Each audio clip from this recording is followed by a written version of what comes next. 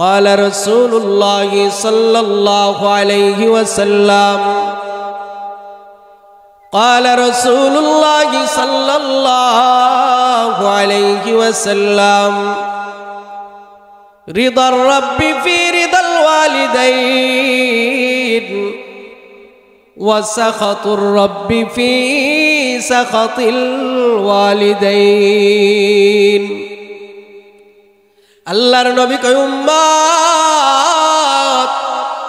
মা বাবা যদি তোমার উপর খুশি হয়ে যায় তাইলে আল্লাহও তোমার উপর খুশি হয়ে যায় আর মা বাবা যদি তোমার উপর বেজার হয়ে যায় তাইলে আসমান জমিনের মালিক আল্লাহও তোমার উপর বেজার হয়ে যায় আরে মুসলমান আল্লাহর নবী বলছেন তিন প্রকার মানুষ এমন আছে যারা আল্লাহর কাছে হাত তুলতে দেরি আল্লাহ তাদের দোয়া কবুল করতে দেরি করে না কয় প্রকার মানুষ আপনারা কি কষ্ট হইতেছে নাকি একটু হাত তুলেন তো সবাই একটা তাকবীর দেন তো লিল্লাহি তাকবীর আরো জোরে দৌড়ানি দেওয়ার সময় যে আওয়াজটা দেন হেডা লিল্লাহি তাকবীর আরো জোরে লিল্লাহি তাকবীর হাত নামান মাশাআল্লাহ মা বাবা বড় দামি জিনিস তিন প্রকার মানুষ তাদের দোয়া আল্লাহ ফিরায় না এর মধ্যে মা বাবা কোন সন্তানের জন্য দোয়া করলে নেক দোয়া হোক আর কুদোয়া হোক ভালো দোয়া হোক বা বদ দোয়া হোক যেটা করে ওইটাই কবুল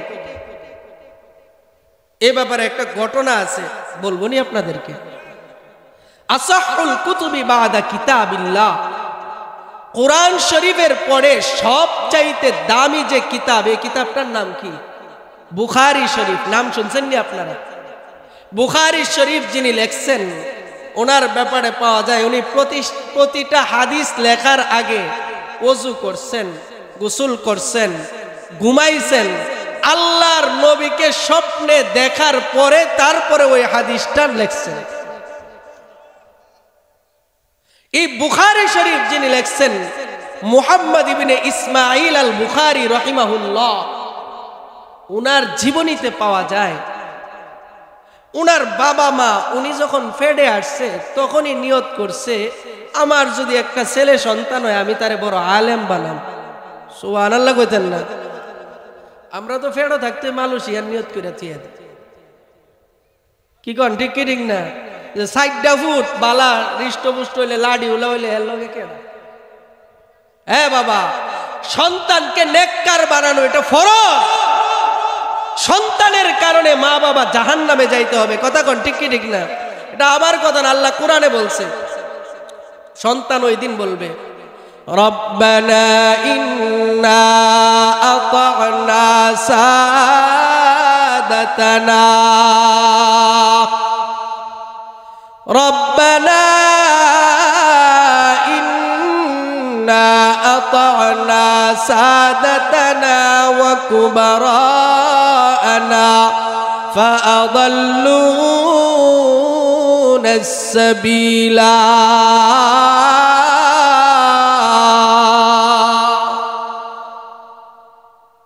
সন্তান ওই দিন বলবে আল্লাহ আমি ডানও চিনতাম না বামও চিনতাম না কালো চিনতাম না সাদাও চিনতাম না মালিক রে ভালো চিনতাম না মন্দ চিনতাম না আমার মা আমারে শিখাইছে এটা কালো আমার মা আমারে শিখাইছে এটা সাদা আমার মা আমারে শিখাইছে এটা ডান হাত আমার মা আমারে শিখাইছে এটা বাম হাত ও মালিক আমার মা যদি আমারে দুনিয়ার লাইনে শিক্ষা না দিয়া আমারে যদি কোরআন শিখাইতো তাইলে আজকে আমার জাহান্নামে যাওয়া লাগতো না মালিক রে তুমি যেহেতু জাহান্নামের ফয়সালা করে ফেলছো জাহান্নামে তো আমার যাওয়াই লাগবে তবে একটা আবদার রব্বানা আতিহিম দিফাইনি মিনাল আযাব ওয়ালআনহুম লা'নান কাবীরা। সন্তান বলবে, আল্লাহ আমাকে জাহান্নামে দিলে তো আমার বাঁচার কোনো উপায় নাই, তবে তোমার কাছে আবদার মালিক রে, আমারে যদি তুমি জাহান্নামে দাও তাইলে আমারে যতদিন জাহান্নামে পুরাইবা তার চাইতে দ্বিগুণ আমার মা বাবারে পুরাও, কারণ তাদের কারণেই তো আজকে আমি সন্তান জাহান্নামী। নাউজুবিল্লাহ, জোরে কোন না। ওই দিন কেমন লাগবে? ওই দিন তো কইবেন যে সাফার দাঁতটি ফেলাই দিতে পারলে কত কষ্ট করলাম, আরে কই কি এখন কথা কন, ঠিক কি ঠিক না? কিন্তু ওই সময় সাফার দাঁত পালাইলে কোনো লাভ হইব? বাবারে, এই জন্য সন্তানকে সুশিক্ষা দেওয়া, মাদ্রাসায় পড়ানো। অনেকে কিন্তু এখনো এই চিন্তাটা করে মাদ্রাসায় পড়াইলে খাইব কইতে, যে কম বেতন। বাবারে বাবা, এই যে ইমাম সাহেবের বেতন মাত্র ৬,০০০, চিন্তা করে ৬,০০০-এর বেতন দাদা আমার পুতের বোর সুনুরটে হইতো না, আমার পুতে কেমনে চলবো, এই চিন্তা করে মাদ্রাসাত পড়ানো আছে না নাই? এক যে এই চিন্তা করে এলো গাদা, কারণ খাওয়াইব কি চাকরি? কথা কন না, কি রাগ করছেন নাকি? চাকরি খাওয়ায়, ব্যবসায় খাওয়ায়, গরুয়ে খাওয়ায়, ছাগলে খাওয়ায়, খাওয়াই কে? আরো জোরে বলতে হবে কে? হায়াত কে দিয়েছেন? আরো জোরে বলেন কে দিয়েছেন? মৃত্যু কে দিবেন? সুস্থতার মালিক কে? অসুস্থতার মালিক কে?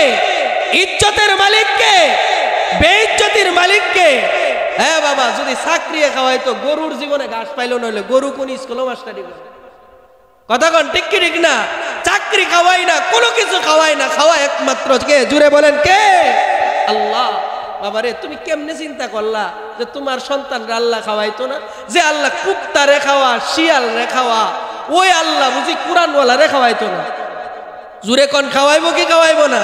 এ বাবা, হুজুররার বলে খাওয়ার শট, আমরা লোক এই যে সিজন আইছে গুইরা দেখেন খাউন কারে কয়, সুবহানাল্লাহ কইতেন না? রিজিকের মালিক কে ভাই? আল্লাহ। আল্লাহ খাওয়াবে।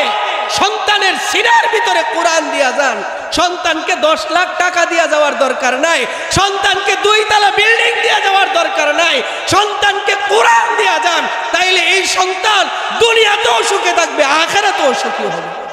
বাবারে, দুনিয়ার সন্তানের কাছে মা বাবা বেস্তি হয়, কিন্তু মা বাবার কাছে সন্তান বেস্তি হয় না। কোন বাপে কোনোদিন এ কথা কইছেনি যে আমার 10টা সন্তান এনতে একটা মরে গেলে কি আরো তো 9টা থাকে? এই কথা কোনোদিন বলছে? বরং বাবার কাছে সব সন্তানই সমান, বরং লুলাডার লাগে মায়া আরো বেশি লাগে। কথা কন, ঠিক কি ঠিক না? লুলাডার ব্যাপারে আরে হেডি তো বালা কাম কাজ করে খাইতার বল, লুলাডা করতে খাইবে। কানাডা হইলে আরো বেশি চিন্তা করে। কানাডা মানে আপনারা আবার কানাডা বুঝছেন না, ও যে রাশিয়া কানাডা, হে কানাডা না, এটা মানে চোখ যার নাই। কানা হইলে এটার লাগে আরো কম মায়া না বেশি মায়া? বেকল হইলে আরো বেশি মায়া।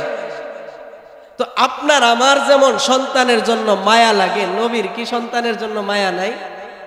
জুরে কন্যা আছে না নাই? বাবারে, ফাঁক দিয়ে এই কথাটা কয়ালাই যেহেতু মুখ দিয়ে আই বলছে। আল্লাহর নবী হাদিসে বলছেন, কিয়ামতের আগে একটা জমানা আসবে, আকসা আবাহু ওয়া আদনা সাদিকা, মানুষ তার বন্ধুরে বড় আপন মনে করবে আর মা বাবারে বড় ফর মনে করবে। এই জমানা কিন্তু এখন আইসা পড়ছে। কি বলেন, ঠিক কি ঠিক না? মা বাবা বুড়া হইলে এখন নিয়ে বৃদ্ধাশ্রমে রাখে। বাবা, যেই সন্তান মা বাবাকে বৃদ্ধাশ্রমে রাখতে পারে, অন্য কিছু যাই হোক আর না হোক সে জান্নাতের আশা করতে পারে না। কথা কোন, ঠিক কি ঠিক না? হ্যাঁ বাবা, পৃথিবীতে একটা মানুষের কাছে সবচাইতে দামি হলো তার মা বাবা। সুবহানাল্লাহ, জুড়ে বলেন।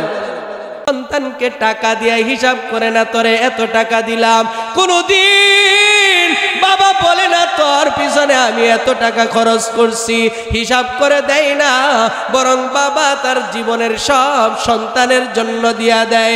এই যে কিছুদিন আগে দেখলাম এক যুবক তার কিডনি নষ্ট হয়ে গেছে, খবরে দেখলাম মা আর বাবা দুইজন বলতেছে আমাদের সন্তানকে বাঁচানোর জন্য আমরা দুইজনে মিলে দুইজনের 2টা কিডনি দিয়া দিলাম। আরে বাবা, এটাই মা বাবা।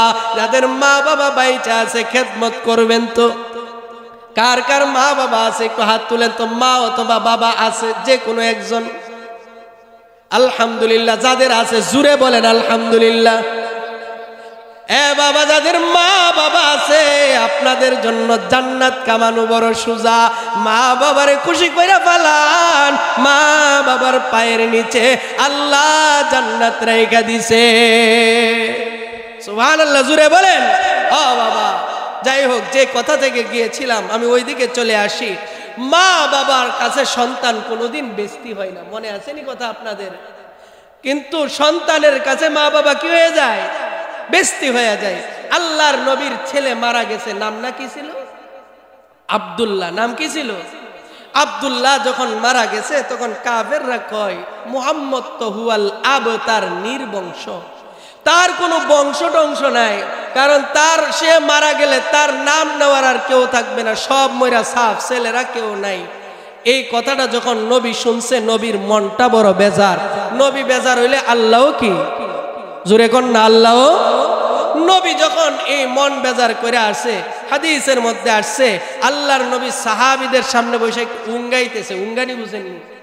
চোখটা বন্ধ করে রাখছে, একটু হালকা তন্দ্রা আসছে। আল্লাহর নবী উঙ্গানিটা শেষ হওয়ার পরে মুস্কি মুস্কি হাসতে শুরু করছেন। সুবহানাল্লাহ বলেন। সাহাবীরা বলেন নবী গো, ওগো আল্লাহর নবী, কিছুক্ষণ আগে আপনার মনটা বড় বেজার ছিল, এখন আবার হাসতেছেন। ইয়া রাসূলুল্লাহ, এই অল্প সময়ের ভিতরে কি হলো যে আপনি খুশিতে হাসতেছেন? আল্লাহর নবী বলে, সাহাবীরা রে, আমার আল্লাহ এই মুহূর্তে আমার জন্য সূরা কাউসার নাজিল করে দিলেন। নবী হাসতেছে, আল্লাহ তাআলা সূরা কাউসার নাজিল করে দিলেন। ব্যাখ্যা করতে গেলে অনেক লম্বা, আমি কথা শেষ করে দিচ্ছি। আল্লাহ সূরা কাউসারের মধ্যে বলেন, ইন্না আ'তাইনাকাল কাউসার। আল্লাহ বলেন নবী গো, তারা বলে আপনি নাকি নির্বংশ, আপনি নাকি বড় অলক্ষী, আপনার ভাগ্য নাকি বড় খারাপ, আপনার নাম নাকি দুনিয়ার মধ্যে থাকবে না। ইয়া রাসূলুল্লাহ, তারা আপনার ব্যাপারে বিভিন্ন কথা বলে। আর আমি আল্লাহ বললাম, ইন্না আ'তাইনাকাল কাউসার। ইয়া রাসূলুল্লাহ, আমি আপনাকে হাউজে কাউসারের মালিক বানায় দিলাম। কিসের মালিক বানাইছে? হাউজ মানে হলো এই যে ছোট ছোট গর্ত। আর কাউসার, হাউজে কাউসার এটা কি জিনিস এটা তো চিনুন লাগবে। এখন আসেন হাদিসের মধ্যে যাই, হাউজে কাউসার কি। আন আয়েশা রাদিয়াল্লাহু তাআলা আনহা ক্বালাত, আম্মা জান আয়েশা বলেন, আল কাউসারু নাহরুন ফি বুতনানিল জান্নাহ। আম্মা জান আয়েশা কয়, কাউসার হলো জান্নাতের মধ্যবর্তী একটা হাউজের নাম, একটা নদীর নাম, যেটা জান্নাতের মাঝখানে অবস্থিত। ফিহি নাহরুন শাতিআহু দুররুম মুজাওয়াব।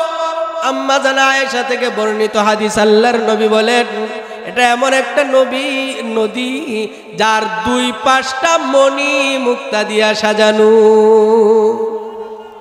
এরপরে আম্মা জান আয়েশা বলেন, ফিহি মিনাল আনিয়াতি লি আহলিল জান্নাহ।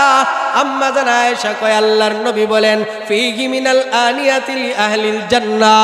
ওই হাউজে কাউসারের পাড়ে জান্নাতীদের জন্য পাত্র থাকবে। পানি খাইলে গ্লাসের দরকার আছে না নাই? জুড়ে বলেন না।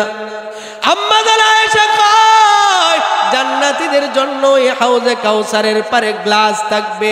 কতগুলো গ্লাস থাকবে? মিসলু আদাদি নুজুমিস সামা। আল্লাহর নবী কয়, আকাশে তারকা যতগুলো হবে তার চাইতেও বেশি গ্লাস ওইখানে থাকবে। এখন একটা প্রশ্ন, তারা রাগ করতেছেন না তো? একটা প্রশ্নটা হলো, হাউসটা তো থাকবে জান্নাতে, হাউসটা থাকবে কোথায়? এই যে আপনারা শুনলেন, আল কাউসারু নাহরুন ফি বুতনানিল জান্নাহ। যে কাউসার এটা হলো জান্নাতের মাঝখানের একটা ঝর্ণা, নদী, খাল। তাহলে পানি পান করবে হাসরবাসীরা। পানি পান করবে কারা? হাদিসের মধ্যে আসছে, আরেক জায়গায় আসছে, আল্লাহর নবী বলেন, ওয়া আনা ফারাতুহুম আলাল হাউজ, আমি নবী আমার উম্মতকে হাউজে কাউসারের পানি পান করানোর জন্য নিজে হাউজে কাউসারের পারে দাঁড়ায়া অপেক্ষা করব। সুবহানাল্লাহ বলতেন না?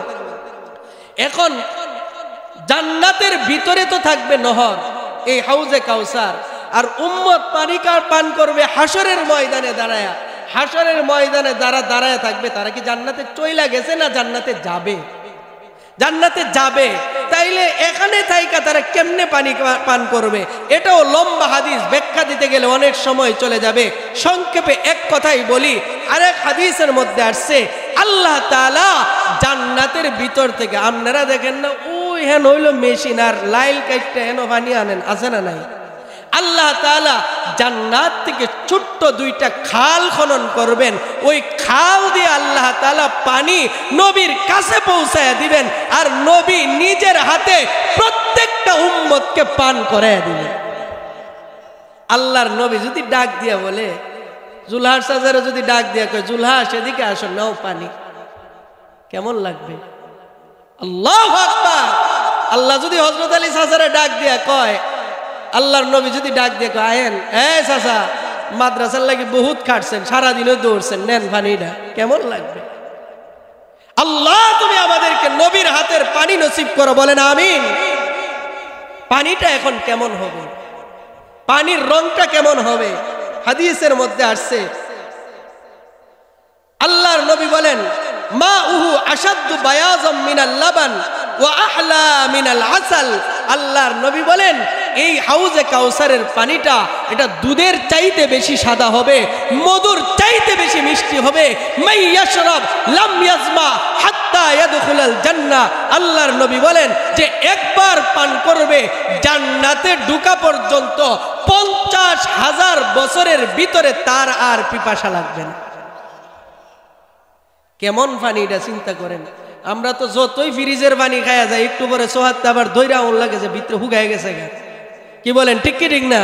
মাত্র চৈত মায়ের রোদে যেমনে সুগা, আর হাসরের ময়দানে রোদটা কি চৈত মাসের থেকে কম থাকবো?